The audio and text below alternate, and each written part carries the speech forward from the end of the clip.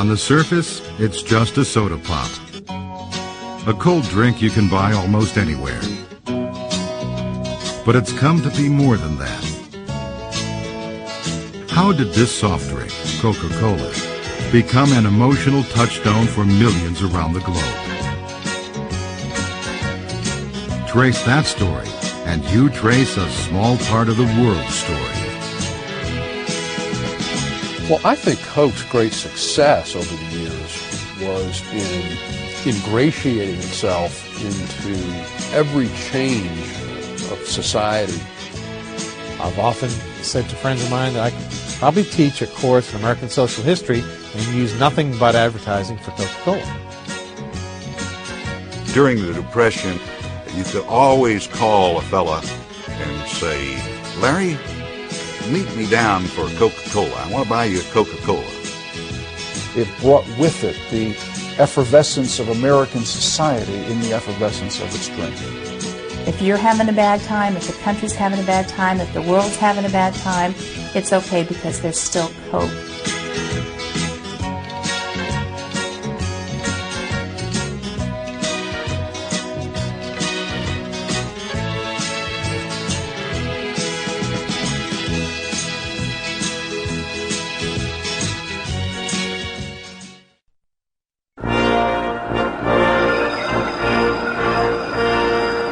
'86 was a good year for cultural icons. The Statue of Liberty was unveiled to great fanfare in New York Harbor. In London, Sherlock Holmes first stalked the literary streets. And in the basement of a house in Atlanta, Georgia, an unsuccessful pharmacist was brewing up something that started out as a soft drink, but ended up an icon of its own. His name was John Pemberton. Everybody in Atlanta knew him as Doc, and he'd spent most of his life looking for the product that was going to make him rich.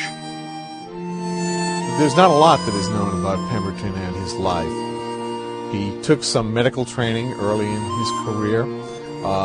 He had some training as a pharmacist. He served in the Civil War as an officer in the Confederate forces. And after the war, he settled in Columbus, Georgia, and began the practice of pharmacy, and also began the practice of trying to invent commercially successful products. He introduced pills, hair dyes, medicines, and never managed to make a success of any of them. In 1870, he moved to Atlanta, a booming, brawling railroad town still rising from the ashes of Sherman's March. In those days, civic leaders were anxious to leave the wounds of the Civil War behind, make amends with the North, and join the 19th century's Industrial Revolution. They called it the New South, and Atlanta would lead the way. The city's cash crop was cash, and Doc Pemberton was hoping to harvest his share. These are not traditional values of the kinds of characters we see, for example, in Gone with the Wind, who were interested in preserving the old traditions and staying on the old plantation. This is not Mr. Pemberton. Unfortunately, Atlanta wasn't any kinder to the pharmacist than Columbus had been. He still couldn't come up with a real moneymaker.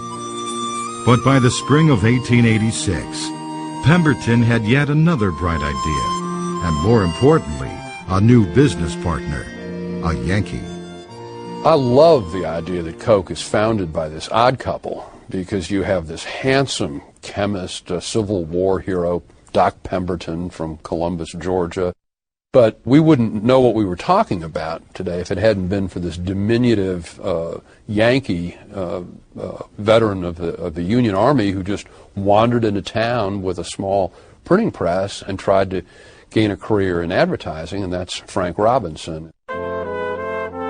Robinson's advertising know-how made him a natural partner for Pemberton, who was always better at creating products than he was at selling them. Together they decided to focus on that new idea Pemberton had been tinkering with, a beverage. they'd be staking their claim not at the medicine counter, but at a new American institution, the soda fountain. From here, from there, from everywhere they came, attracted to the current counterpart of the inns and watering places of colonial days. The new gathering place of a new age, the soda fountain, helping to make the 90s gay. Soda fountain wasn't just a place to go and refresh yourself because you were thirsty. It was a place to sit down with your friends, to have conversations, to talk about the politics, the culture. And so it was a place where people naturally gathered. They're important as new kinds of meeting places in a changing downtown atmosphere that includes both men and women, for one thing. This is a place where ladies can go without fear of censorship. They can go to drugstores and sit at a soda fountain and partake in some ice cream confection. And they were especially important to this Victorian age. At a time when the temperance movement was at its height, no decent woman, or man for that matter, could be seen in a saloon. Atlanta voted to close all its bars in 1885.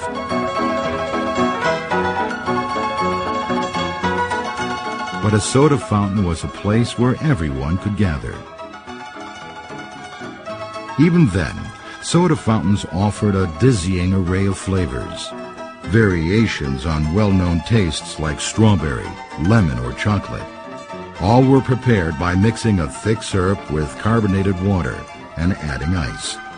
Pemberton hoped to come up with something that would stand apart from the crowd. For months, he worked in the basement of the Atlanta house that served as his home and laboratory. He added flavorings to boiling water to make a syrup, and every so often, he'd dispatch a sample to the soda fountain at Jacob's Pharmacy to see what people thought. It's very hard to go back to May of 1886 and try and figure out what was in the mind of a man like John Pemberton. My guess is that in his mind, he was just trying to find a magical formula that was going to sell. And so you took it one drink at a time. You took it one container of syrup at a time. People said they liked it. Let's try another one. On May 8, 1886, he decided that he finally had it right. It was a brand new flavor. And more than a century later, it's hard to understand the impact it must have had on the first people who drank it. It's not as if Pemberton had created a new kind of cola. There were no colas, period. The cola flavor is a very distinct kind of flavor. And it's something that flavor chemists tell us is something that you forget very quickly, so that you can have a cola-flavored drink, and maybe half an hour later, you're ready to have another cola-flavored drink. Of course, no one knew this in 1886. It was up to Frank Robinson to sell this new concoction. His first step, name the product. Coca-Cola. It's catchy. It's like Route 66. You can't imagine it being any other way. Something catchy about the repetitions, the O's, the U's, all of that stuff. If they had called it elixir of wild mountain grape or something, I doubt they'd still be around today. And because he was a bookkeeper, he had this fine 19th century Spencerian hand, and so he wrote it out in script. And it's Frank Robinson's signature, if you will, that created the famous logo for Coca-Cola, a logo that has remained almost the same for 115 years. Robinson also took out the very first advertisement for Coca-Cola in the May 29th Atlanta Constitution. Unfortunately, this first ad was almost buried on the page by solicitations for Pope the Hatter. It might have seemed that making this new drink a success would be relatively simple. Syrup,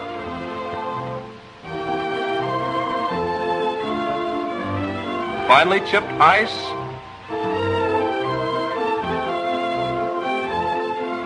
bubbling carbonated water. Yes, people talked about it, tried it, and even then learned the happy enjoyment to be found in the pause that refreshes.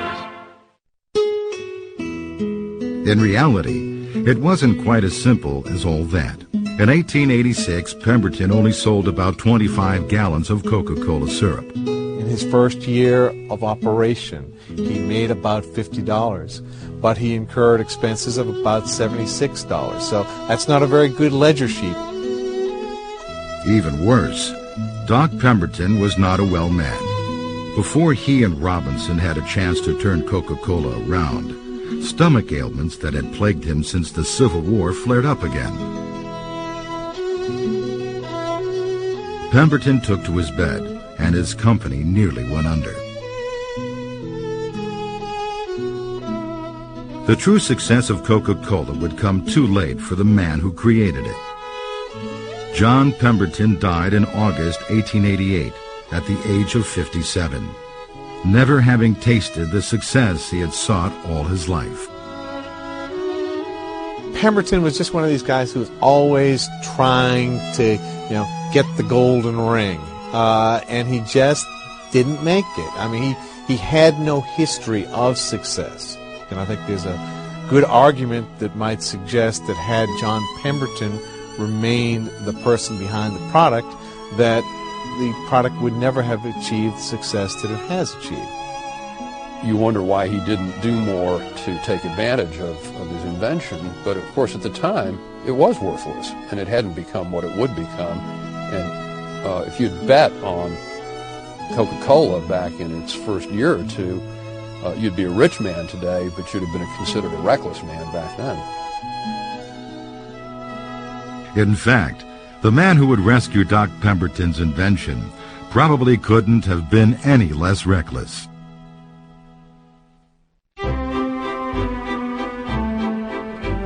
Asa Griggs Candler once asked Doc Pemberton for a job and was turned down. Like Pemberton, he'd come to Atlanta to seek his fortune. He had arrived in the city at age 21 with $1.75 in his pocket, looking for work in a drugstore. He couldn't get a job at Pemberton's, but he eventually recovered from that blow. Unlike Pemberton, he did make his fortune in Atlanta. By the late 1880s, his company was taking in as much as $100,000 a year. He was also a pillar of rectitude. No one could accuse Asa Candler of being a frivolous man, whether in his business dealings or his personal beliefs. For him, the two were intertwined, a common way of looking at the world for businessmen of the time. Corporate America in general, around Asa Candler's time, was fascinated by the notion of, I guess what you'd call the social gospel, that one would go into business with the same fervor that one would go into religion and craft a better world on earth. I think Candler was just a great, robust capitalist. I think he wanted to make money, and I don't think he found it at all inconsistent with being a devout Christian as well. One of the things I like about this man is that he starts annual meetings of his company by leading the singing of Onward Christian Soldiers. Sometime in 1888, Robinson came to Candler and asked the pharmacist if he wanted to invest in Coca-Cola. The answer was no. He wasn't interested in a new product, and besides, his drugstore didn't have a soda fountain where he could sell Coca-Cola anyway. Then, a historic event. Asa Candler tried Coca-Cola for the first time. It is probably safe to call that one glass the most important Coke ever served. Later, Candler would claim that that one drink made him a true believer in the possibilities of Coca-Cola. Candler's genius, I think, lie in the fact that he did see the opportunities that were there in broadening the base of the beverage out of its Atlanta beginnings into becoming increasingly more of a national beverage.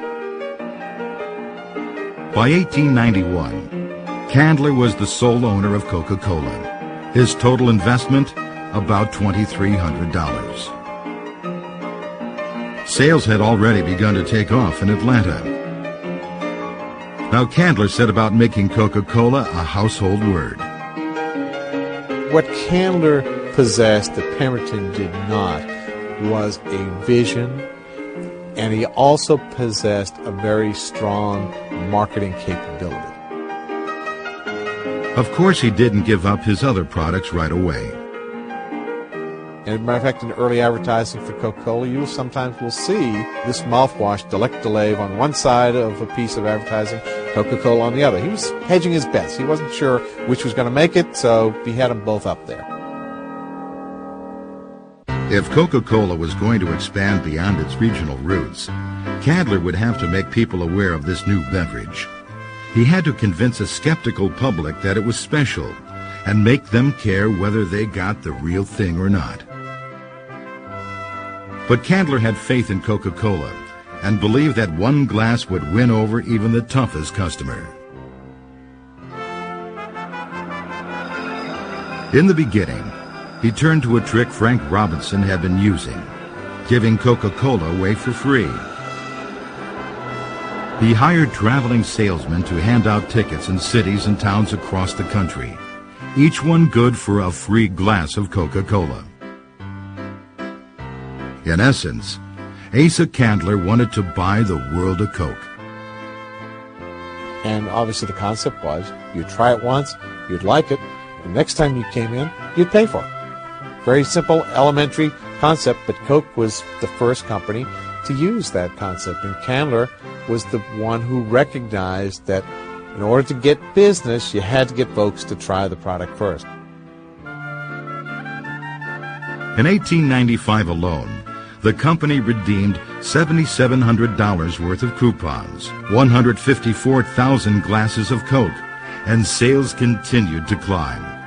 Of course, there was a limit to what coupons could do. At the end of the 19th century, there were no national media, no easy way to reach every citizen of a sprawling rural country. Putting the idea of Coca-Cola in people's minds meant finding creative ways to get this message out. So beginning in the 1890s, Asa Candler's company put the distinctive Coca-Cola logo on advertisements that would follow the consumer around. Things like calendars, things like posters, things that people would carry with them like notebooks and bookmarks, things that would be used by the average person in the daily course of their business. And by the way, there was an ad for this new product, and maybe the next time they went into a soda fountain, they would try this new product. Everything carried the name of the brand. And that's what we talk about today is great marketing, that you can have your brand in front of the consumer at every point of contact. And that's what Coca-Cola did even in 1890. Today, these giveaway items command thousands of dollars from collectors. At the time, they helped separate Coca-Cola from a crowd of competitors and give it an air of class. The ads feature women of prominence, attainment, and some artsiness. And that artistic quality, I think, has always been associated with Coca-Cola. The beautiful script, the Spencerian writing, which is something practiced by people who've had good schooling. Everything smacks of decorum and moving slightly above one's station in life. Coca-Cola never, I think, thought about cost savings. They were doing all high-end production of all of their work. The advertisements, the illustrations, when they moved into photography, all of it was very high quality, and they were doing high quality printing at a time when there weren't very many choices of what they could do. The 1-2 punch of coupons and advertising giveaways did the job. As early as 1897, the company's in-house magazine could claim the great American eagle, that discriminating bird of freedom, is passionately fond of Coca-Cola because Coca-Cola has become a national drink. Still, bright as his company's future looked, Candler found that his success was being shadowed. Rumors had begun to spread that Coca-Cola was not just a simple soda fountain beverage. According to these rumors, it contained cocaine, even though cocaine had never been an added ingredient in Coca-Cola. The idea that his product was perceived as harmful enraged the straight-laced Sunday school teaching Candler. Indeed, Asa Candler's position was clear. He told the Atlanta Journal that he would shut the company down immediately if there were ever one single case of anyone being harmed by the drink. His final public word on the matter, and by extension the company's, was stated in an early pamphlet. There is not one indivisible atom of cocaine in an ocean of Coca-Cola. That is absolute and final.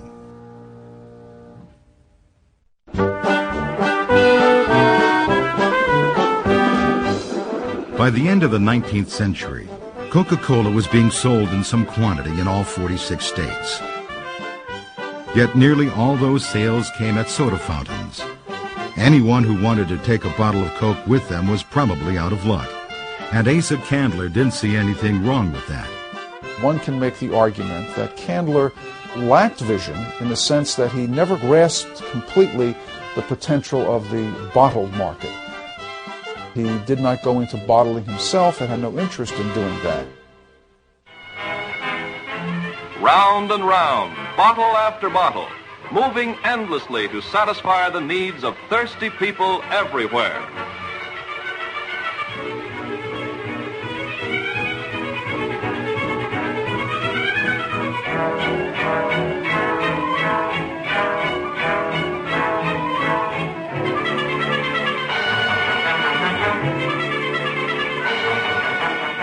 Refreshment on the move.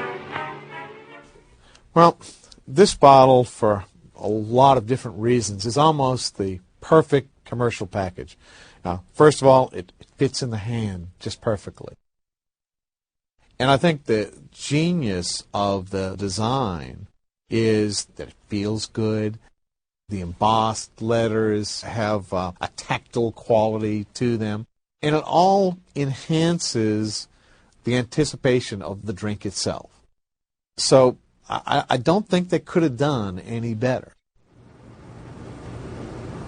Of course, before they created that bottle, they had to figure out if it was even feasible to sell Coca-Cola in bottles at all.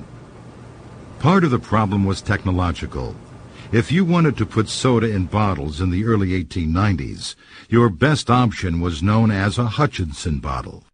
The unique thing about these bottles, and this is the way they bottled soft drinks at the time, was that the stopper was actually inside the bottle, and it was held in place by pressure from the soft drink, and there was a wire attached to the rubber or cork insert that was pulled tight inside the opening. And then when you're ready to drink it, you have to take your hand and pop it.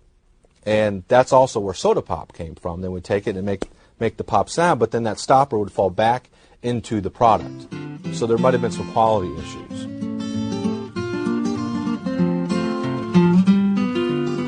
But it wasn't until 1899 that Chattanooga, Tennessee businessman Benjamin Franklin Thomas and Joseph Whitehead approached Candler about bottling on a wide scale and really got the idea off the ground.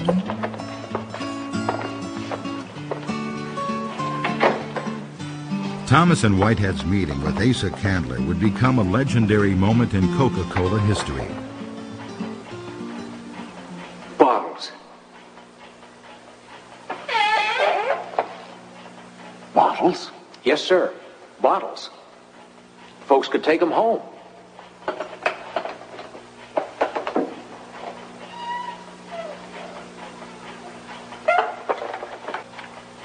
Candler's response was firm. He said, "Gentlemen, we have neither the money, nor brains, nor time to embark in the bottling business." But he was happy to sell these Chattanooga businessmen Coca-Cola syrup if they were willing to go to the trouble of getting it into bottles and ensuring its quality once it got there. A contract was drawn up, and Candler gave them the right to bottle Coca-Cola, with no mention of royalties. In essence, he signed away the rights for nothing. You know, we look at that today and you say, what a crazy decision. Why did he give that away? In fact, it was a very wise business decision, because you were going to have to go out and you were going to have to build bottling plants, you were going to have to buy glass, you were going to have to buy equipment, you were going to have to figure out a sales and distribution system, all of which was going to require enormous capitalization. Capitalization that Candler didn't have at the time. Thomas and Whitehead didn't have it either. So they turned around and sold smaller territories to independent businessmen across the country. By 1909, there were bottling plants in 379 American cities and towns. These early bottlers were usually ambitious small-town businessmen eager to get a piece of a national corporation, within limits, of course.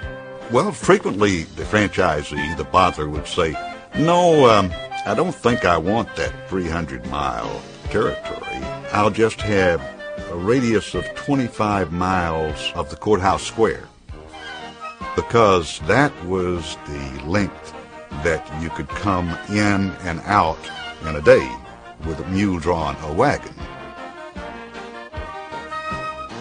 Those delivery wagons were soon carrying Coke to customers from Kentucky to Alaska and all points in between. Ads trumpeted the portability of Coca-Cola, a beverage as modern as the horseless carriage, or as the new bottle caps that kept the drink fresh. Somehow, a bottle of Coca-Cola fit naturally into the culture of America at the time. It was an era of great public events and entertainments, amusement parks, county fairs, and, of course, baseball games. But the more Coca-Cola got out into the world, the more the company was plagued by a scourge that had been around almost since the very beginning: imitators. Candler and his associates would describe the imitators as serpents in the grass. There'd be lime colas and there'd be cherry colas. There was a company called Coke. People who would spring up and try to capitalize on the success of this new product. Bottles made the problem worse. At the time, Coca-Cola was being sold in generic straight-sided bottles. The labels bore Candler's signature as proof of their authenticity, but that didn't always help. These bottles, when they were sold in a retail store, were kept in a barrel full of ice. There really wasn't a dedicated place to sell soft drinks, so the bottle is sitting probably shoulder high in ice, and these paper labels would come off. So when you might be taking the bottle out of the ice, it may or may not have a label on it. The only way to deal with this issue was to standardize the package, to come up with a bottle and a shape that was so unique that you could tell it was a Coca-Cola bottle by feeling it, even in the dark. A bottle that was so unique that even if you saw one shattered on the street, you would be able to tell just by looking at the pieces and the shape that that was a Coca-Cola bottle. The Coca-Cola Company put out a call for submissions, and the winning design was announced in 1916. The winning design had been created at a glass factory in Terre Haute, Indiana, after an employee looked up cocoa in an encyclopedia, mistakenly believing cocoa had something to do with Coca-Cola. The bottle mimicked the shape of the cocoa tree's seed pod. When they ran tests through the bottling line didn't hold this bottle up because of the shape. So to take it to the bottlers, we had to streamline it a bit. A bottle that was shaped somewhat like the female form, a bottle that we refer today as the contour bottle, which has been referred to in the past as the hobble skirt bottle by many people, because again it did sort of mimic the female shape. And when the Root Glass Company produced this bottle, showed it to the bottlers, and patented it so that it was protected. They took out an ad that said, "We've bottled up the pirates of business." 2 bottles of Coca-Cola. Yeah? Make sure it's Coca-Cola. All them bottles look pretty much alike. Not now, they don't. Is that Coca-Cola? Yes, sir. And that's the brand new bottle for Coca-Cola. The hobble skirt bottle. They patterned it after the hobble skirt Betty wears. The hobble skirt bottle. Pretty nifty, huh? I'll take the hobble skirt. I'll take Betty. Thank you, boys. By 1919, the new design was rolling through bottling plants around the country.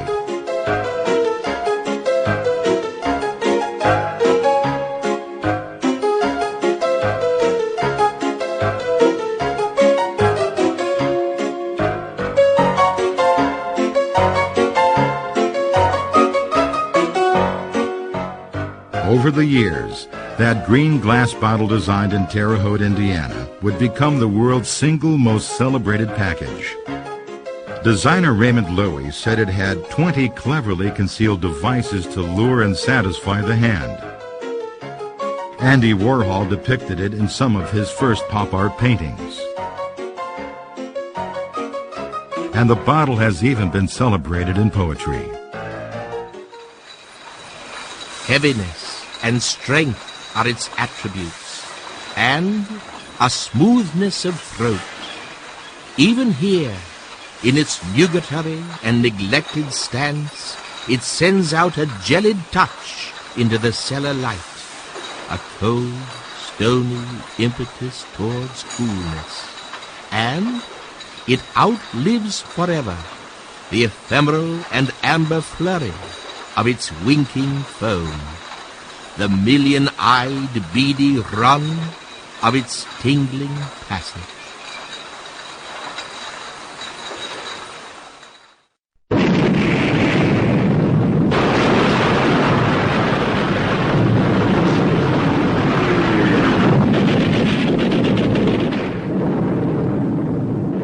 The First World War was the greatest conflict the world had ever seen, and it marked the start of a tough time for Coke.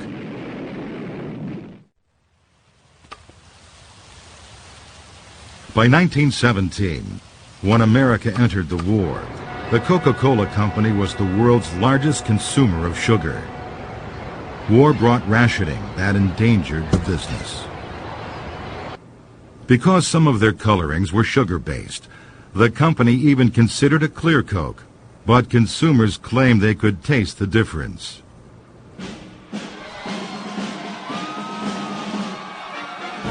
And the end of the war didn't bring an end to the problem. Instead, it brought recession and fluctuating sugar prices that almost killed the company. These crises took their toll on Asa Candler, the man who once had such faith in Coca-Cola. The Candlers, quite frankly, thought that soft drinks perhaps had gone about as far as they were going to go. In 1919, the Candler family sold the Coca-Cola Company. The sale price, $25 million, the largest financial transaction in the history of the South. Not a bad return on Candler's $2,300 investment.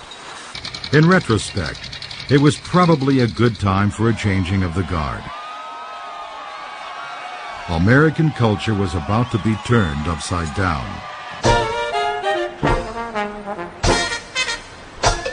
If you think historically, the Roaring Twenties, the whole concept of the decade is characterized by credible movement. People were on the go, constantly.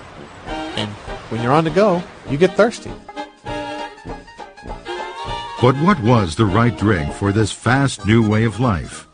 Prohibition certainly didn't help matters. The alternatives to drinking in the 1920s are not huge if you want to partake of this daring modern life. The invention of mixed drinks, the martini glass, all of that wonderful apparatus that went with drinking. Then what's the alternative in a modern world? Drinking lemonade is your grandma's era. So what do you do in public to show that you're with it and modern and sophisticated? Well, I think your best alternative is probably Coca-Cola. It was during the 1920s that Coca-Cola went from being popular to ubiquitous. Coke really then took it into the next level of saying, we want to be in front of you at every possible chance you have to purchase a Coca-Cola. If that's in the soda fountain, if that's in the gas station, if that's in the grocery store, wherever it is, we want to be there with you because we are America, we are part of your lives, and we want you to be with us.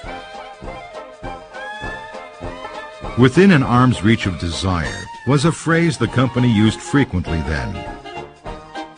Technological innovations helped make that phrase reality. Specially built coolers, and industry first, brought ice-cold Cokes to gas stations serving all those new Model Ts. Cardboard carriers filled with 6 bottles, the world's first six-packs, were another Coca-Cola invention. Now, today, that just seems so elementary. But back in the 1920s, soft drinks were sold one at a time, and people tended to go into grocery stores, buy them one at a time, because that's what you could easily hold. If you produce something that allows you to take 6 at a time home, what an incredible volume jump that creates for you in the marketplace. Boy, oh boy. What a wonderful idea, Helen, to serve Coca-Cola at home. They're selling it in cartons now. Cartons? Yes, 6 bottles in a little pasteboard container. We buy 2 or 3 of them every week. Business was good in the 20s. Business was good, and we aim to keep it good. Keeping business good in the 20s was the responsibility of the Coca-Cola Company's new president, Robert Woodruff. He'd faced the chaos of the Jazz Age, and then some. He took charge in 1923 and would control the fortunes of Coca-Cola for more than 5 decades. Born in 1889, Woodruff had been a college dropout, a day laborer, a fire extinguisher salesman, and eventually the respected and ambitious vice president of a Cleveland truck manufacturer. He was also the boss's son. His father was the chairman of the board of Coca-Cola. Yet any cries of nepotism were quickly silenced by the fact that Robert Woodruff knew how to sell soda pop.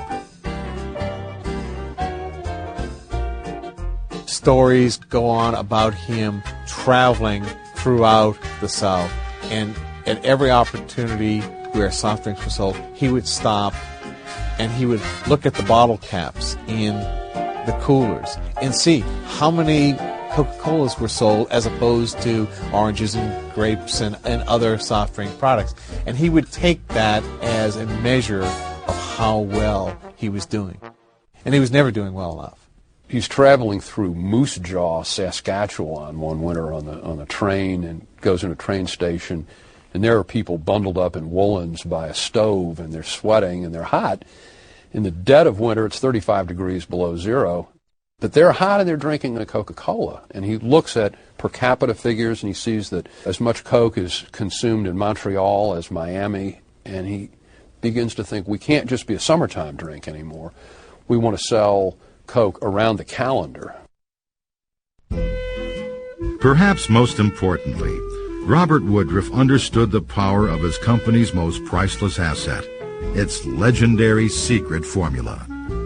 Well, people always ask, is there a secret formula? And of course, Woodruff did a lot to make sure that that was part of the American mystique. I mean, he said it was a secret and then went about publicizing its existence in every way that he could. When he first came to the company, the formula itself was being held as collateral for a loan from a New York bank. Once the loan was paid, Woodruff personally escorted the formula on the train back to Atlanta, accompanied by guards and great public fanfare. And put it in the vault in the basement of his family-controlled bank, which is today SunTrust, and it's still there. The idea of the secret formula would become a source of endless speculation and interest to people around the world. Who was allowed to know the formula? Where was it actually kept?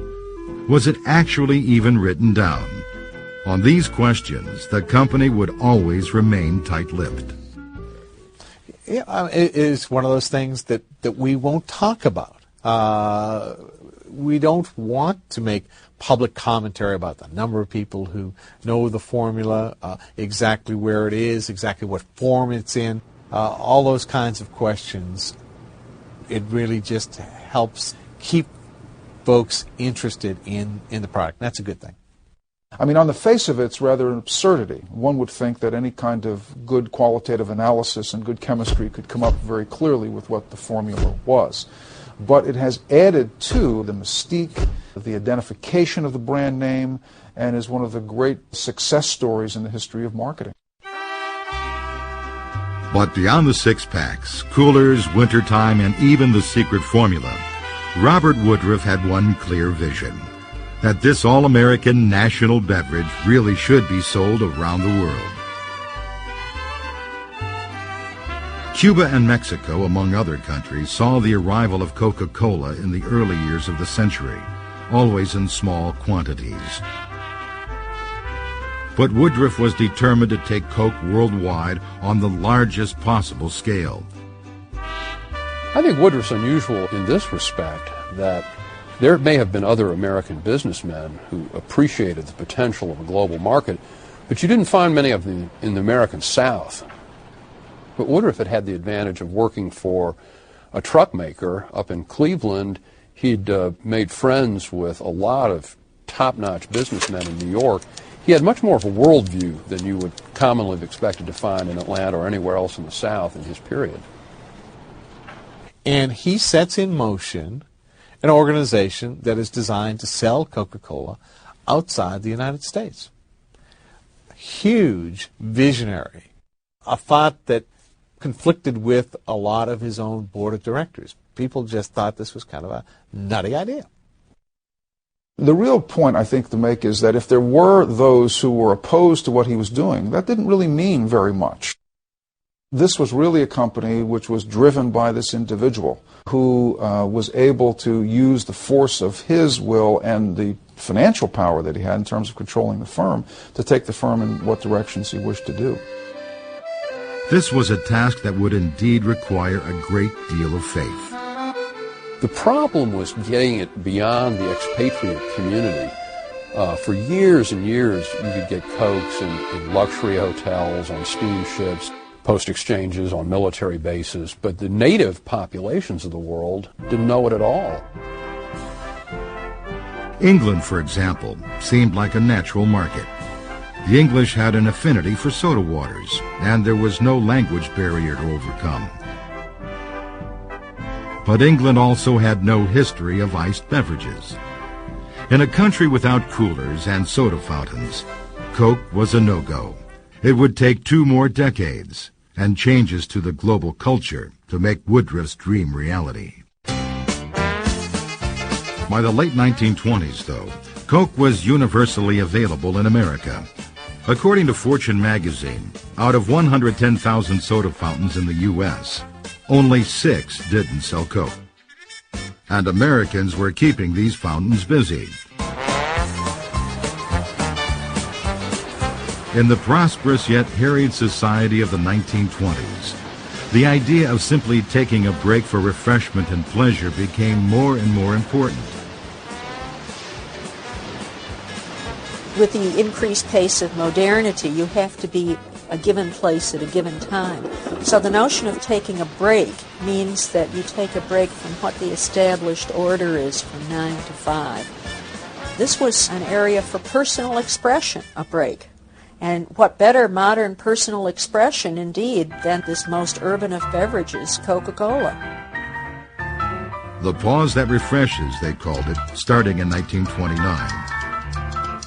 It was one of the most successful and long-lasting slogans in the history of the brand.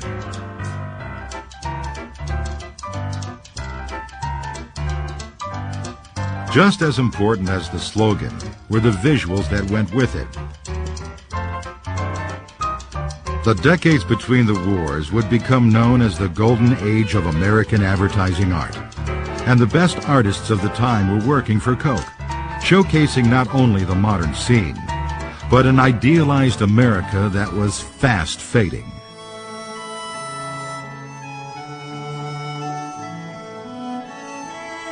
Artists like Norman Rockwell and N.C. Wyeth portrayed Coke as an intrinsic part of life in the United States, past or present, a constant in a changing time.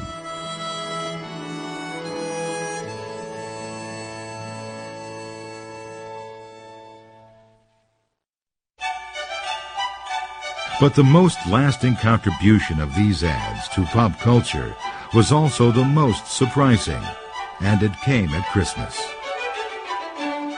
The development and use of Santa Claus in advertising for Coca-Cola comes out of the fact that the winter months were not strong months for the sale of soft drinks, and for Coca-Cola specifically.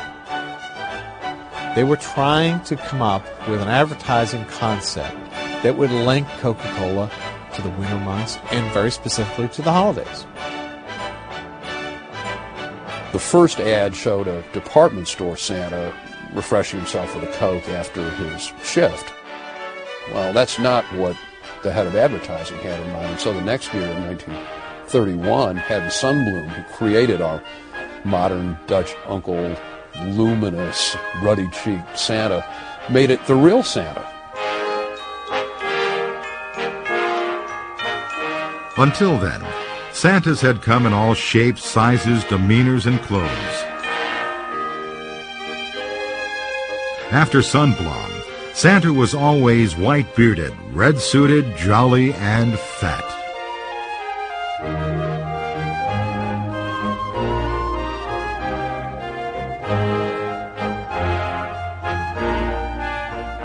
And when he was interviewed on this subject, Sunblom said that he made him the opposite of those depressing Depression-era street corner Santas that he saw around Chicago, who were always skinny old alcoholics standing on the street corner ringing bells, and that what he wanted to do was to create an image of happiness and abundance, and so his Santa was fat. That, too, is a way of reassuring people that the American holiday is going to continue to be one of benevolence and goodwill and abundance, even in hard times.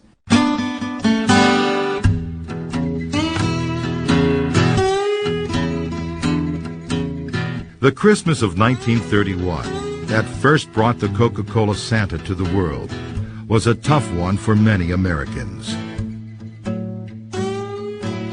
The Great Depression had rolled across the land.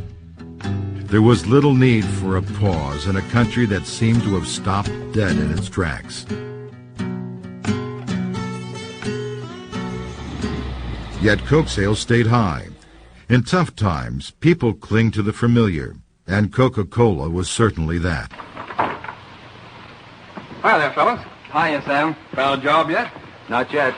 Well, times is tough, all right. Yeah, I'll say. 2 bottles of Coca-Cola. During the Depression, you could always call a fella and say, Larry, meet me down for Coca-Cola. I want to buy you a Coca-Cola. And you'd ask, you could always afford a 5-cent drink. And that was the sign of good taste and friendship. Our lady luck was Coca-Cola. Stopping to have a Coke helped people remember a time when they had a job to take a break from. And Coca-Cola advertising continued to reflect the hopes and dreams of Americans. Hollywood stars, who were letting Americans escape at their local movie theater, also became reminders of how Coke could help people escape, too.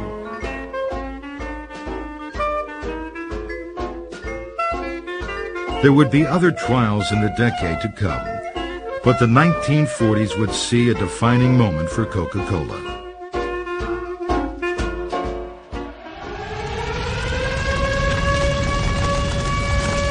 By 1941, the world had divided itself into 2 camps, one armed, the other unarmed. On the surface, life in the United States was going on as usual.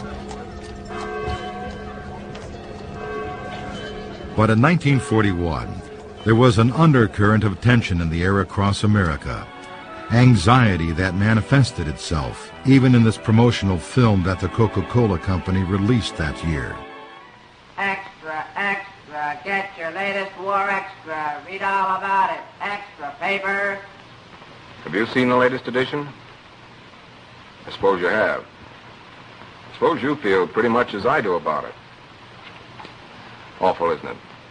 The headlines, I mean. Death, destruction, upheaval, unrest. It makes you wonder what the world's coming to. Yes, sir. What's the world coming to?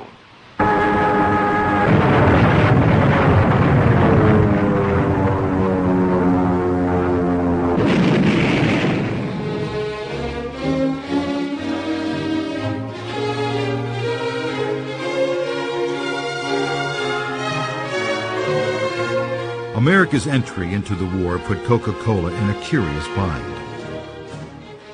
Gearing up for war production meant that more money was flowing and demand was rising. War also brought restrictions on vital materials that hit many businesses hard, including Coca-Cola. They had experience from the First World War, where sugar had become a problem in terms of syrup manufacture. So that was something that they were very much concerned about. There were even restrictions upon kind of materials we could use for advertising and kind of materials we could use for packaging. So instead of using metal for six-pack carriers, we were using wood. Many companies switched over to producing military goods. Car companies made Jeeps, clothing manufacturers made uniforms, lipstick makers churned out shell casings. This sort of switchover wasn't an option for Coca-Cola, but Coke did have a major ally as the war effort went into full swing: its emotional ties to the American people, especially to the men who would be fighting the war.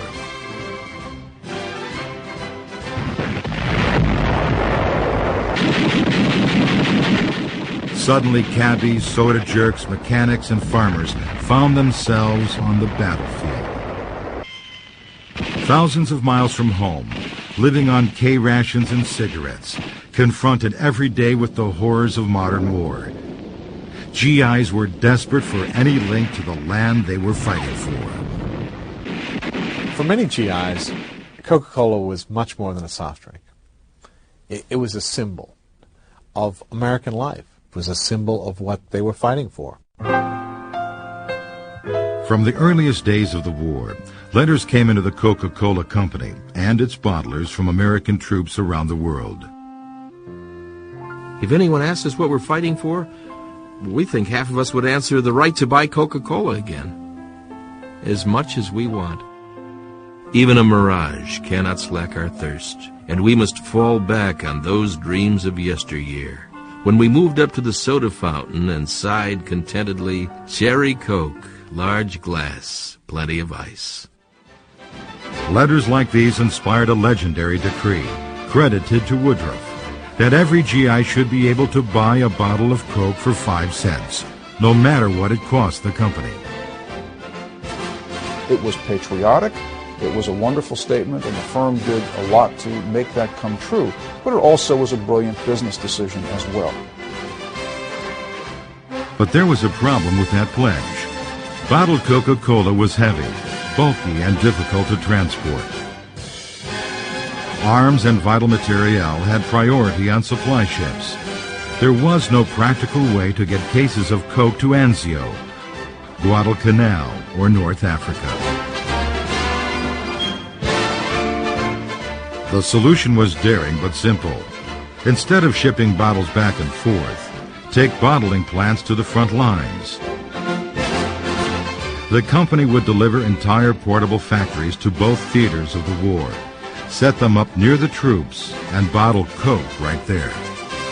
Now we've got a very risky and costly proposition here because it's expensive to go out into the field, but Coke does. It's easy for us in hindsight to say, oh, what a brilliant move that was, but in fact it was a dangerous economic move in some respects, because we didn't know that the Americans were going to win the war. For all we knew, we might not win the war at all.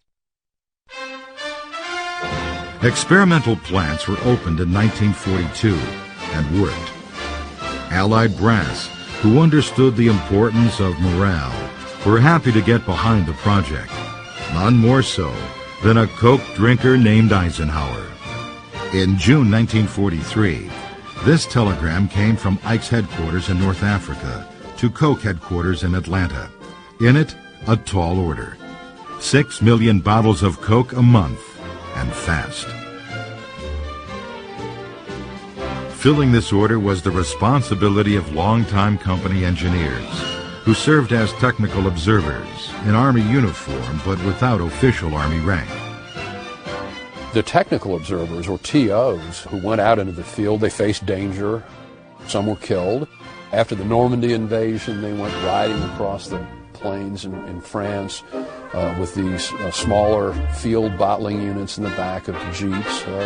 They helped the GI liberate Europe. They were there as part of the scene. And these guys were working under conditions where, you didn't have electricity easily, you didn't have a lot of raw materials to work with, and you had to basically make it up as you went along.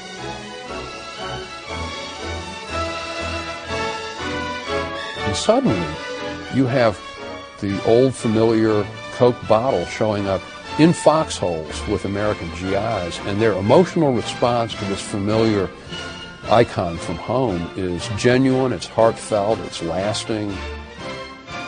And because of that, we have literally hundreds of letters from GIs recounting their emotional experience at being able to have just a little bit of American life near the battlefield. I can truthfully say that I haven't seen smiles spread over a bunch of boys' faces as they did when they saw Coca-Cola in this godforsaken place. It is surprising what a little thing like a Coca-Cola means to a man in the fighting over here.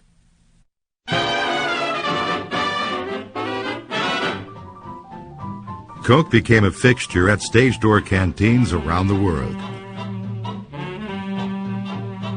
And here, First Lady Eleanor Roosevelt enjoys the pause that refreshes.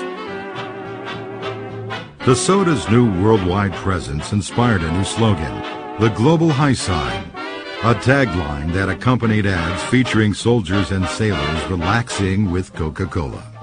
And I think that they really helped sell the war effort. If you look at some of those ads, it's men in uniform talking about the war. They didn't hide it. They didn't try to avoid it at all. And oh, by the way, you should have a Coca-Cola, just like the soldiers that are away from home. By war's end, there were 64 bottling plants in operation, from Egypt to Iceland, from Iran to New Guinea. 5 billion bottles of Coca-Cola were sold to GIs around the world.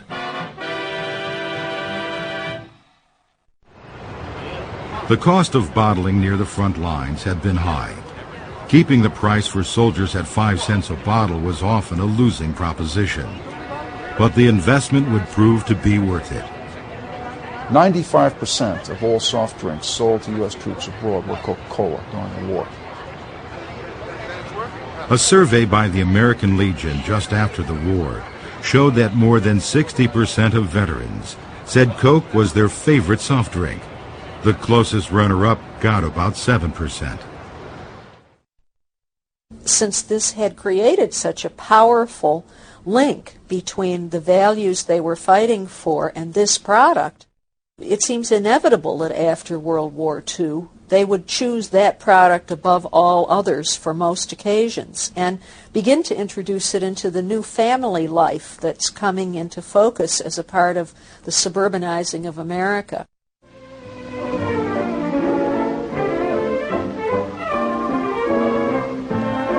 These are your neighbors, people like you, with time for leisure, time for modern living. These people are in tune with the times. In the 1950s, after 2 decades of depression and World War, America was ready to sit back, relax, and have a Coke.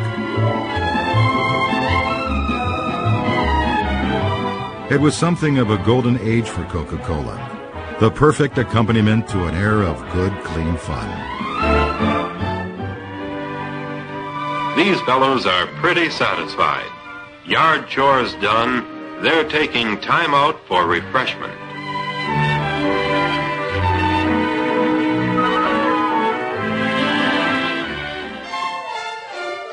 The years of shortages, penny pinching, and rationing were over, forgotten in a burst of confidence and prosperity. By then, Coke was secure in its place as America's favorite soft drink, something people could agree on in all walks of life. As for the competition, well, nobody at the Atlanta headquarters of the Coca-Cola Company was too concerned about that. In my days with the company, the opposition was called, quote, the imitator, end quote. Now, I did hear someone occasionally refer to a product called P-Cola, but I never worried much about the opposition, and I felt like we could always overcome it.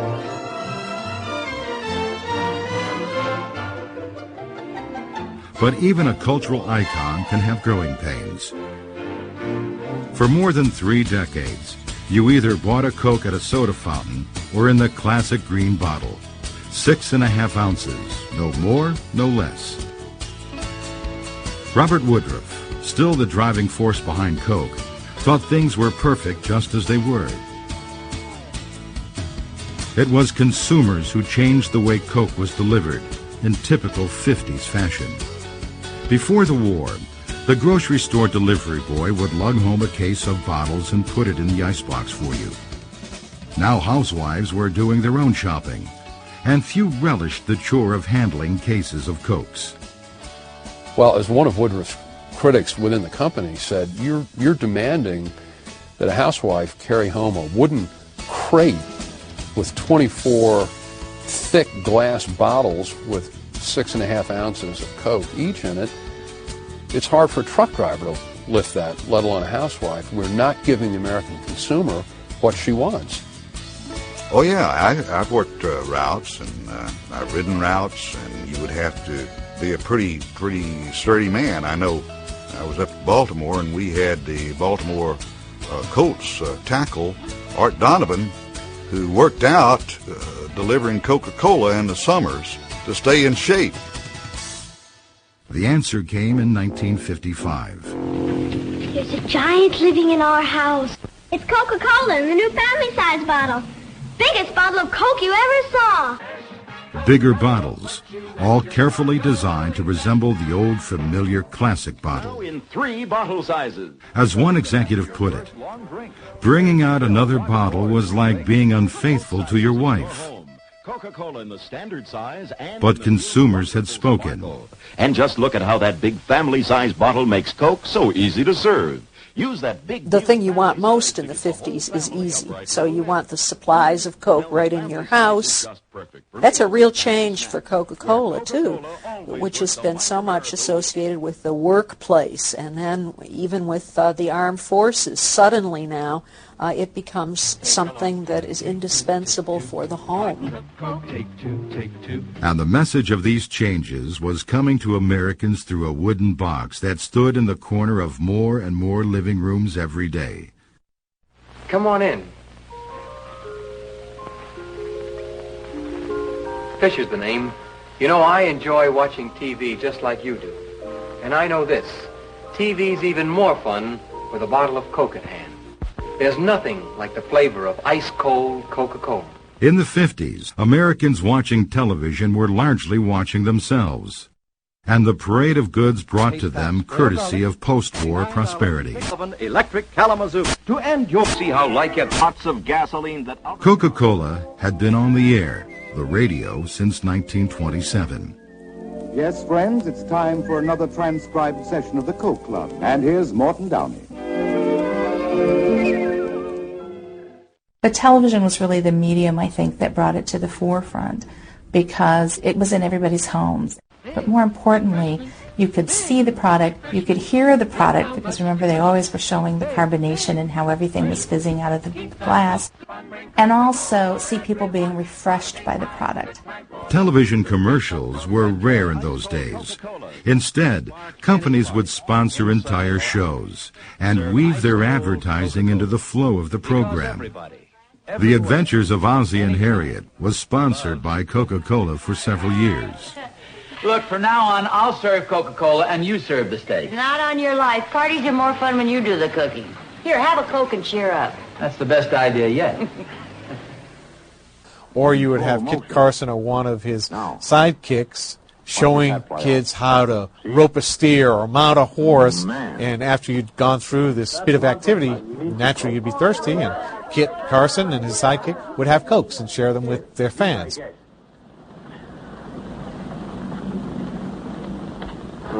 Boy, when it comes to real refreshment, there's nothing like a nice cold Coke. Bring home the Coke, bring home the Coke.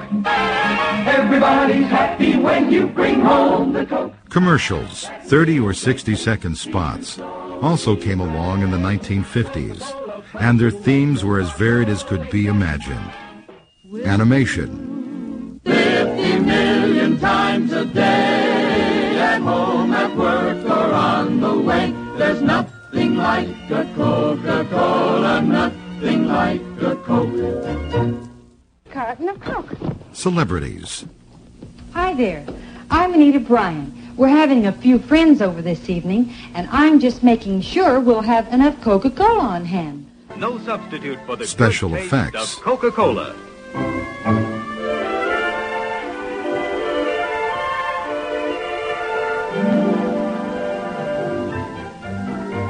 Even the bubbles taste better. There's no substitute And for just Coca-Cola plain that old-fashioned helps you look Americana.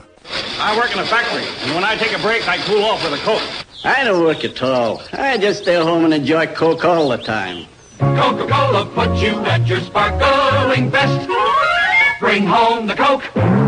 The best loved sparkling drink is Coca-Cola. These commercials showcased Coke for what it had always been, a pleasant accompaniment to daily life. And the life shown in these ads was one of leisure, relaxation, and comfort. And you say, oh yeah, that's me. That's the way I serve Coca-Cola, or that's the way I want to serve Coca-Cola, or that's what I like to be doing. I like to have Coca-Cola when I'm on the boat or at the pool or whatever. Many Americans watching these ads were able to identify with this standard of living for the very first time in their lives.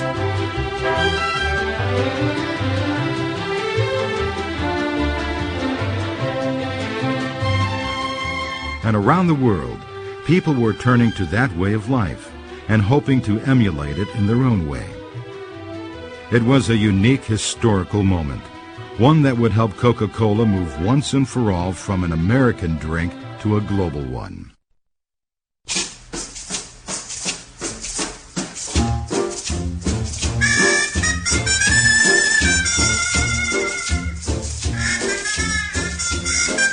If you ever go down Trinidad, they make you feel so very glad.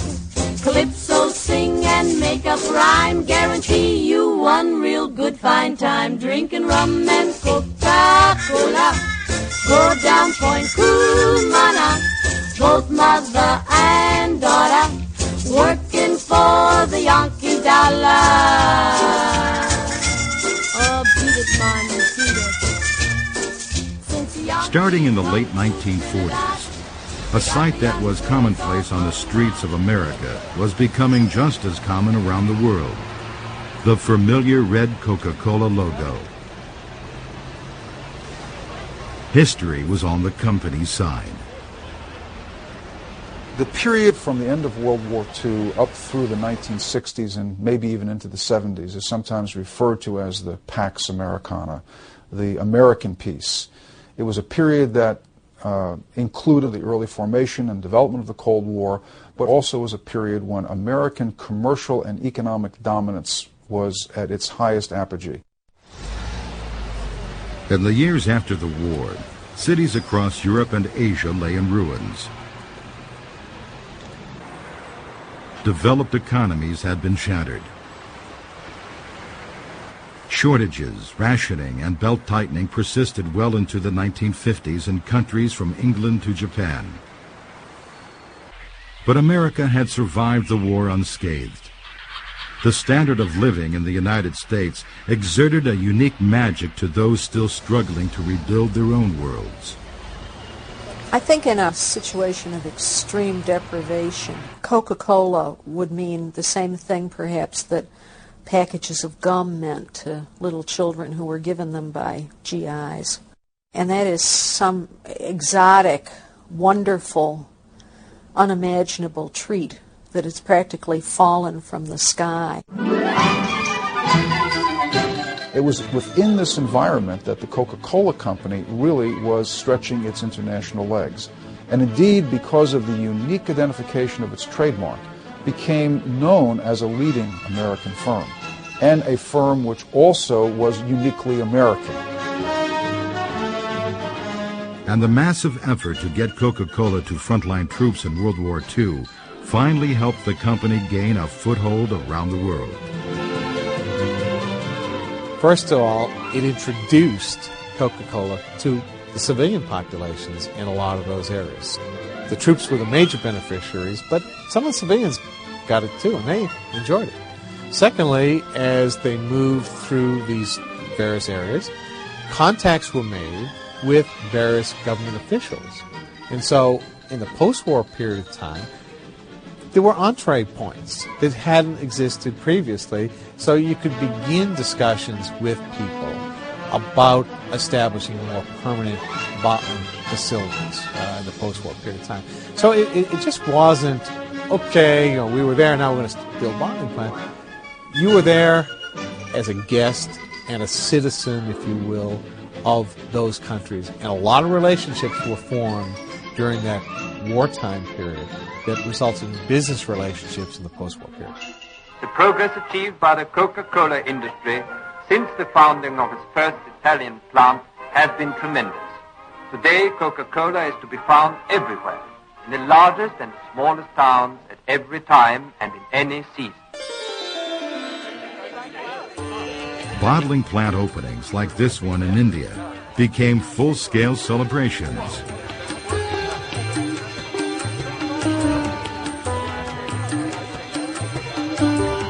And not only was Coke available, it was selling, and fast. It may have been aspirational for some of these folks. The American lifestyle was widely regarded as being something that people, like to emulate. And to have the #1 soft drink product in their markets, that was a good thing.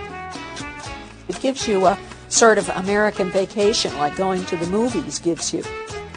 It brought with it the effervescence of American society in the effervescence of its drink. One reflection of that American society came in the advertising used in those days, which often came directly from the United States. And early on, they did use advertising that was pretty generic, what we called pattern advertising. So the same image of a pretty girl drinking a Coke might be used almost universally. And the only thing that might change would be the language.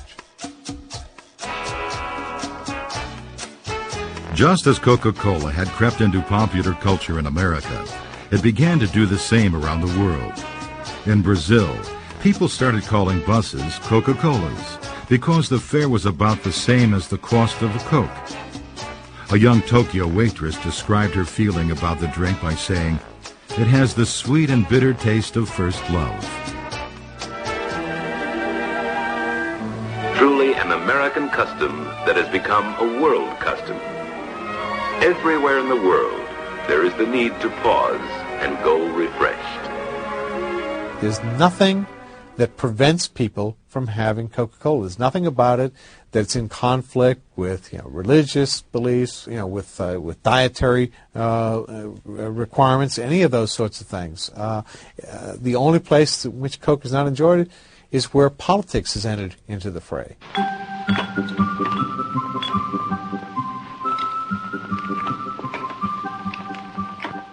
Der In the same way that Americans had made Coca-Cola their drink, people in countries worldwide now made Coke their own as well. Ob du singst im Männerchore, ob mit Damenchor gemischt, ob am Brunnen vor dem Tore, Coca-Cola, das erfrischt. Coca-Cola grande le da mucho más por su dinero más, refresco y calidad. Coca-Cola, refreshes you best. Coke is always the refreshingest. Only Coke will do when you're thirsty, yes. Coca-Cola refreshes you best. It's an American brand, and the westernization is a very big part of that. But it's the relationship that they're building. They somehow see themselves in the Coca-Cola advertisements. They want to be like the people in the Coca-Cola advertisements. They want to be refreshed by the drink. There is this kind of mystique, if you will, about the brand that transcends everything. Time magazine described the beverage's global reach this way.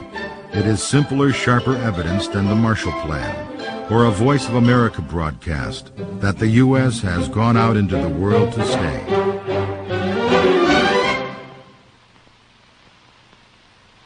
I'm Paul Austin.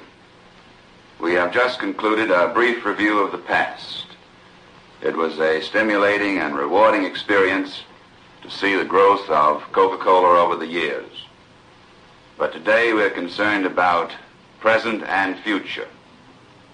We will have plans to show you later on, which will indicate to you that our future is going to be more rewarding and stimulating by far than has been our past.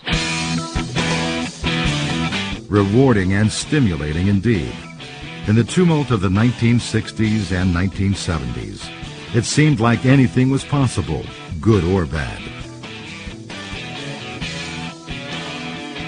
But Coca-Cola was as much a part of these times as it had been in the placid 50s, and this changing culture was still reflected in ads for Coke. Taken together, the way Coca-Cola was advertised during the 60s and 70s is a snapshot of how America viewed these bewildering years. Once upon a time, it was 1960.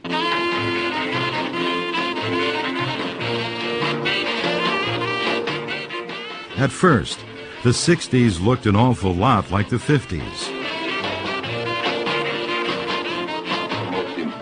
As the decade began, Coke was reaching out to American youth by sponsoring films about sports or other youthful activities, always making sure to show that Coke was the perfect accompaniment to teenage fun. Another example of consideration. Someone remembers that chaperones like refreshments too. For Judy and Lee, But youth and times were changing. for Linda and Jack, Coke's great success in becoming the beloved drink of the American GI meant that it was the drink of my parents' generation, the generation that fought World War II. And you look at some of Coke's advertising in the 50s and 60s, and it was woefully out of step with this new, allegedly hip generation that was coming along. The first step Coca-Cola took toward this new generation was a jingle, first recorded by a folk group called the Limelighters in 1963. Coca-Cola, things go better with Coca-Cola, things go better with Coke. Life is much more fun when you're refreshed, and Coke refreshes you best. It was just going to be a demo for the Coca-Cola Company, and had some flat notes in it, some place we had to splice together, 2 or 3 takes, but it was enough to take down there. They loved it. I said, fine, now give me some real money and we'll do you a real slick jingle. The minute the line writers knew they were going to be working for Coca-Cola and make all this money, they never sung it right again. We went on the air for years. With the demo. With that demo. It's the refreshingness. Food goes better with fun, goes better with you, go better with Coke. The real life one puts extra fun in you and everything you do. So, but it had something about it that they had a present. It jumped out at you. Yeah, had a present. It had a certain present that it just jumped out at you. Fun and food and you go better with things, go better with Coke. And we took it around the world. It translated to almost every language. Lorsque vous êtes réunis avec tous vos amis. Let's stop and romp with the Slingin' Supreme.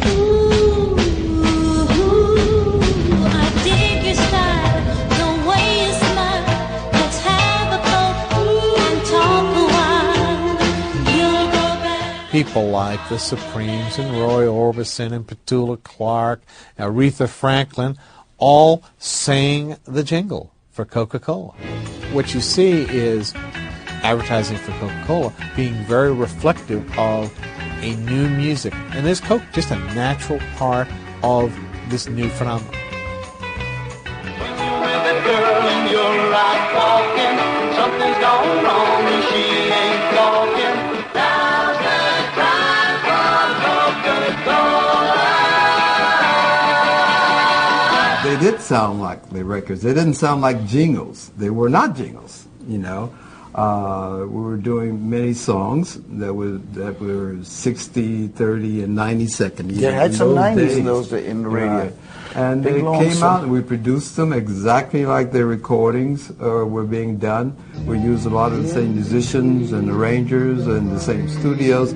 So it wasn't like Madison Avenue Jingle House music, and they loved the idea of it.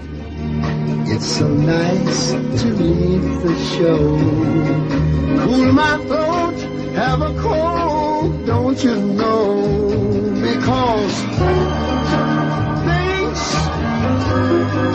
go better with Coca-Cola. Yeah, now things go better with Coke. Yes, in between those sad songs, honey, Ray Charles knows things go better with Coke. By 1969, cultural change was coming fast and furious, too fast for many. And this was a time of turmoil when everyone was questioning everything. The government, its intentions, your parents, your friends, you know, everything that was stable at one time you were questioning that. People were searching for stability, and they were looking for something real. It's a real thing in the back of your mind. What you're hoping to find is a real thing. The real thing was when I took it down to the Coca-Cola Company, it was going to be an interim campaign, then we're going to go back to things go better with Coke. I thought it was time to, as I told people at Atlanta, to represent Coca-Cola's calling card. We are the first, the real, the legitimate. Everything else is an imitator. If you want to buy imitators, fine, that's up to you. You save a few pennies. But we're the real thing. And I said, we'll run it for a year. Then we'll go back to things better with Coke. But we just never did. That's the way it is with a bottle of Coke and the way it will stay. Coca-Cola, what the world wants today. Oh yeah, it's a real thing. Coca-Cola is Coke.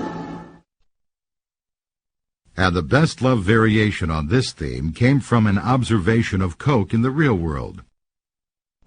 In early 1971, a jetload of passengers was fogged in at an Irish airport.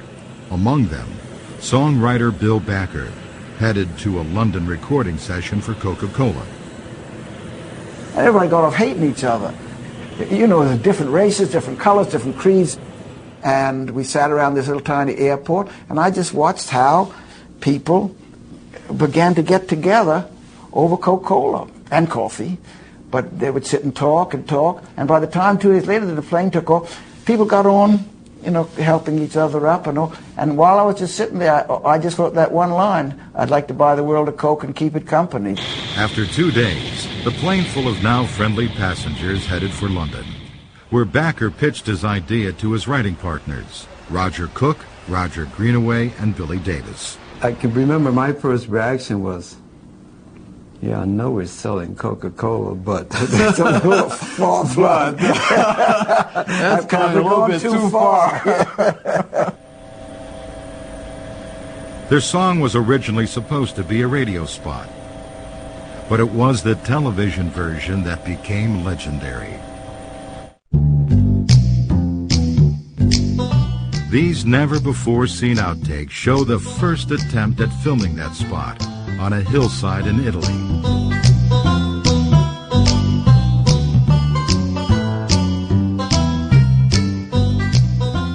Rain and other delays kept hundreds of extras waiting, and they began to get unruly. And we had a helicopter schedule to come at a certain time, and couldn't get them in any type of order. Just couldn't get them to get into any type of order. So the director decided, well, we're going to shoot them. This is going to be a casual hillside of kids. We're going to shoot these kids on the hillside. Well, they were hot and angry, and all of a sudden, a couple of young men started running down the hill. Well, Harvey and I were like, no, go back, go, please go back, All of a sudden, it dawned on me anyway. I don't know what Harvey was thinking. Maybe they coming to get us, They stampeded down the hill. Some of them were falling over the place. Fortunately, no one got seriously hurt. We did end up calling ambulances and so forth, but it was a sight. But my understanding is they couldn't use any of that footage much. The footage couldn't use any of it. It was terrible. Partenza playback. 1, 2. A few days later, they tried again, on a different hilltop, with a different group of multicultural young people who had to be taught to lip sync in English. We built a pedestal maybe about 10 feet high, and I climbed up on top of it and directed them and mouthed the words. We had big cue cards, and they were all looking at me. That's why they all seemed to be so focused on the commercial. They were looking at me, and I was directing them and mouthing, and they were looking at the cue cards. And you were playing it too, weren't you? Yeah, we had the speakers placed so they could hear the music as well. I'd like to buy the world a home and furnish it with love. Grow apple trees and honey bees and snow white turtle doves.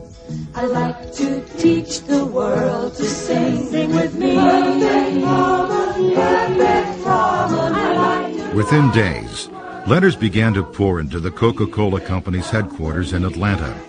Letters from people who wanted copies of the lyrics, who wanted to know when they would be able to see it again, who just wanted to thank the Coca-Cola Company for putting out such a positive message in such a tumultuous time. Some of them weren't even Coke drinkers. 1971. It's just a little bit, isn't it, like Woodstock, only a nice Woodstock. That is, it's jillions of young people on a hillside, but they're in perfect harmony. They aren't singing anti-war songs. They're not wallowing in the mud. They're not pulling their clothes off. There's something sort of wishful and wonderful about it. And keep it company. It's the real thing. What the world wants today. It's the real thing. What the world wants today. It's the real thing. Eventually, not one but two versions of the jingle became hit singles, with no mention of Coca-Cola. It suggests that we as a human race do have common threads. We can get along, and we can be one. But that kind of optimism faded quickly, as the spirit of the 60s gave way to the 70s. Therefore, I shall resign the presidency effective at noon tomorrow.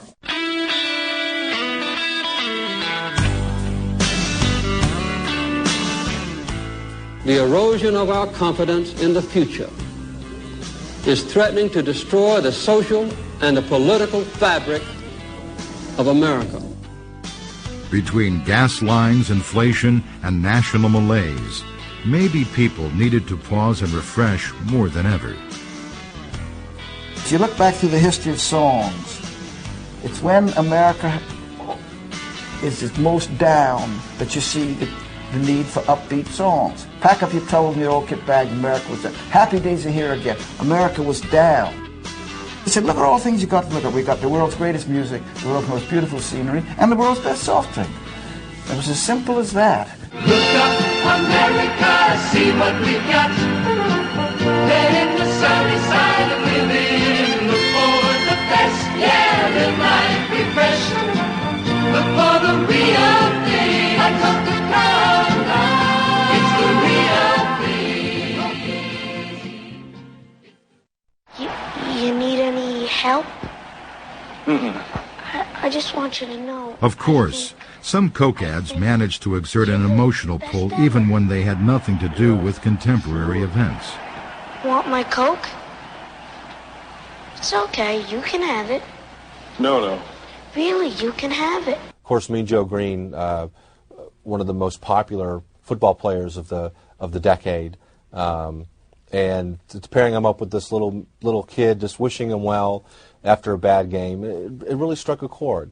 But that ad was transformed all over the world into different cultures, and different local communities had soccer players or lacrosse players in the same circumstances. Hey, kid, catch, and that's how they all end.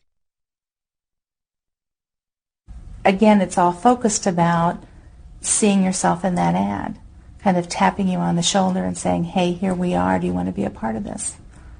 And the consumer hopefully jumps in and says, you bet, I'll drink a Coke. But America's emotional ties to Coca-Cola would be strained as never before during 80 fateful days in 1985.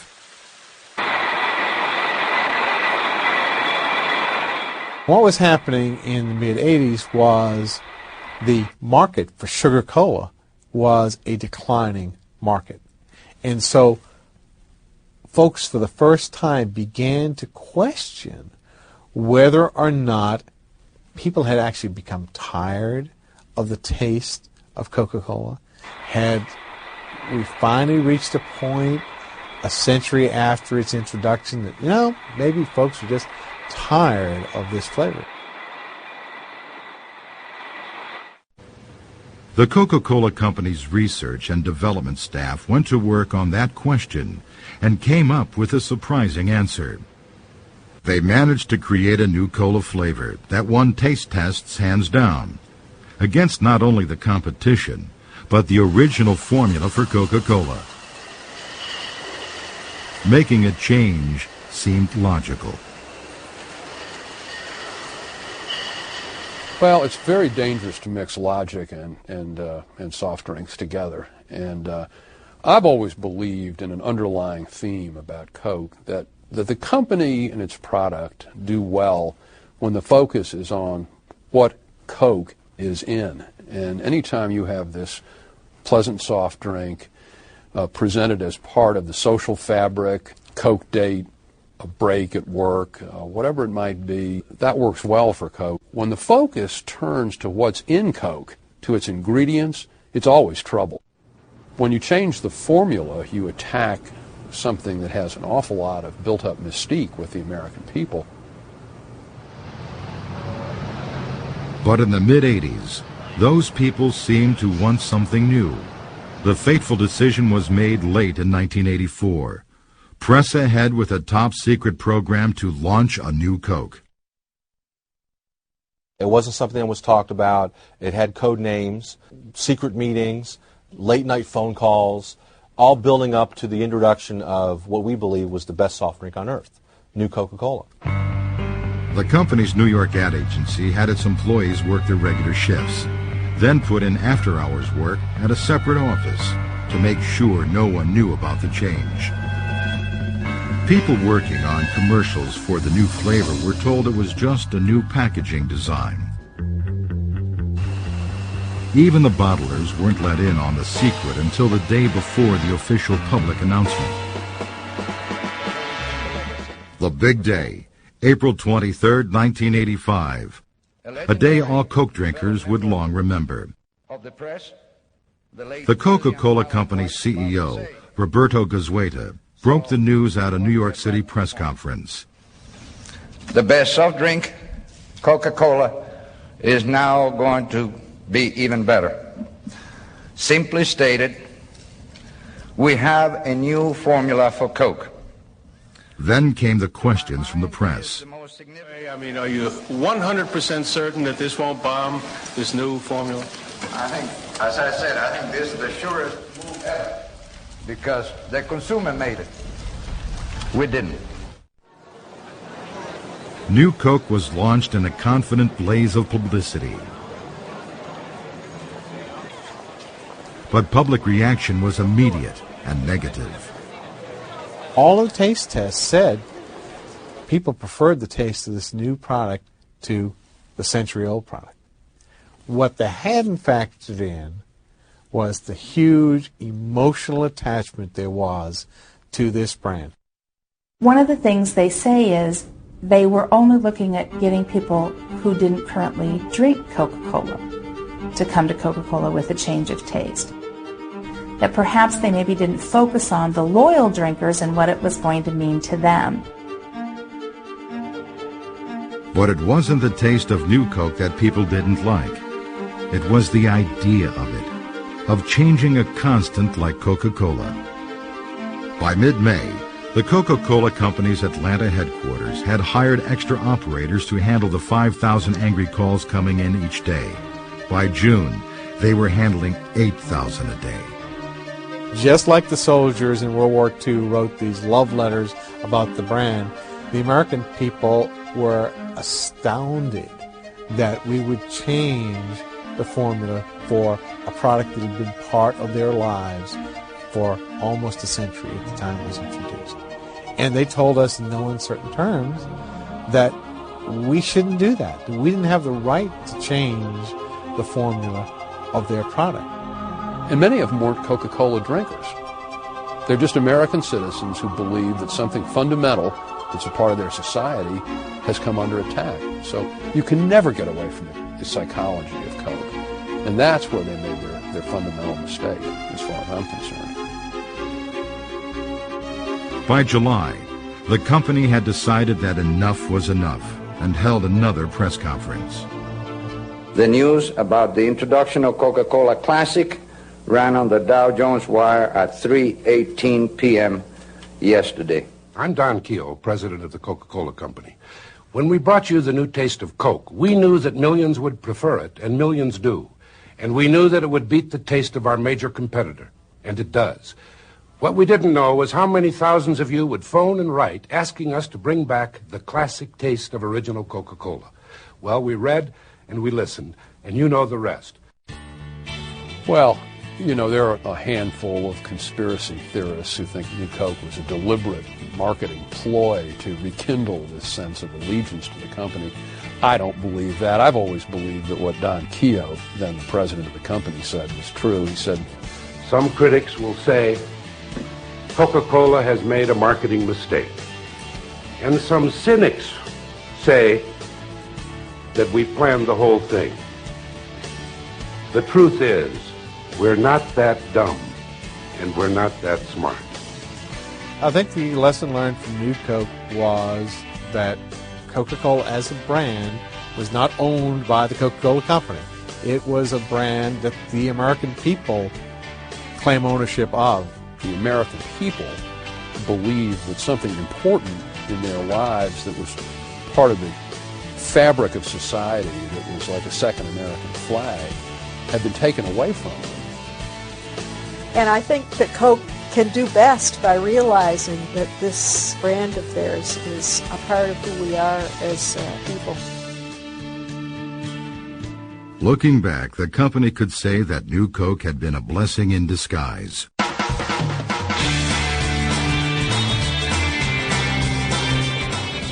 It taught once and for all that there is an intangible link between the taste of Coke and the lives of its consumers. The continued overseas success of Coca-Cola in the years since then only proves the point. At every symbolic moment of the last 2 decades, it seems that Coke has been there. The fall of Soviet communism, and for millions in the former Eastern Bloc countries, their first taste of Coca-Cola.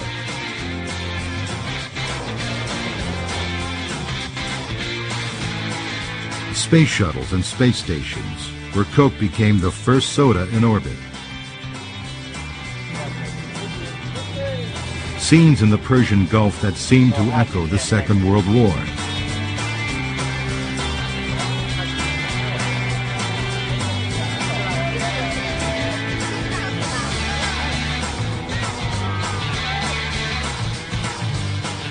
The Coca-Cola Company likes to convey its success in amazing statistics, numbers that PR people used to call gee-whizzers. If all the Coca-Cola ever made were put into a 6-foot-deep swimming pool, the pool would be more than 25 miles long and hold 643 million people. If it were to erupt from Old Faithful, it would flow for more than 1,979 years. If it were put into 8-ounce bottles, it would make a 4-lane highway encircling the world 96 times.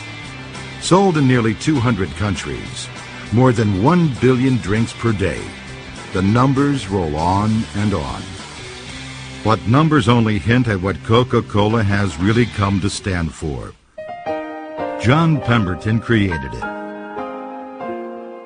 Asa Candler believed it could become America's drink. Robert Woodruff saw how it could become successful around the world. Thousands of Americans reacted with genuine emotion when the company tried to change it. It's become a link to the past that looks toward the future.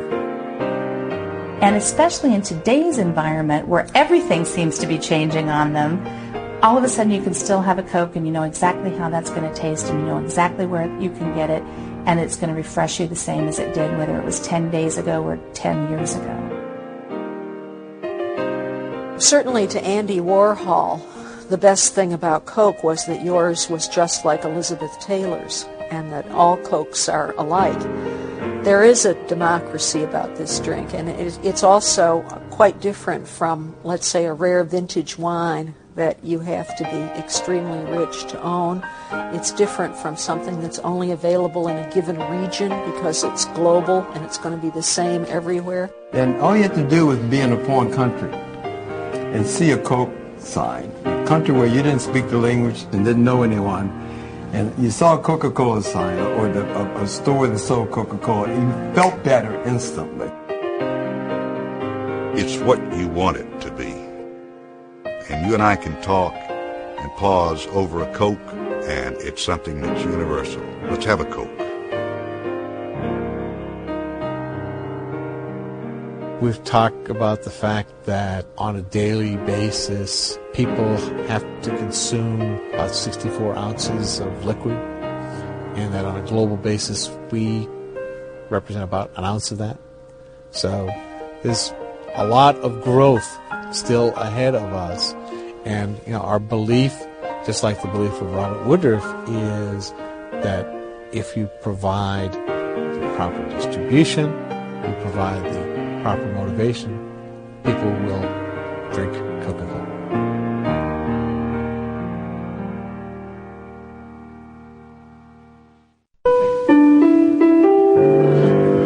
Things go better with Coca-Cola. Things go better with Coke. Life is much more fun when you're refreshed. And Coke refreshes you best. It's the refreshin'est.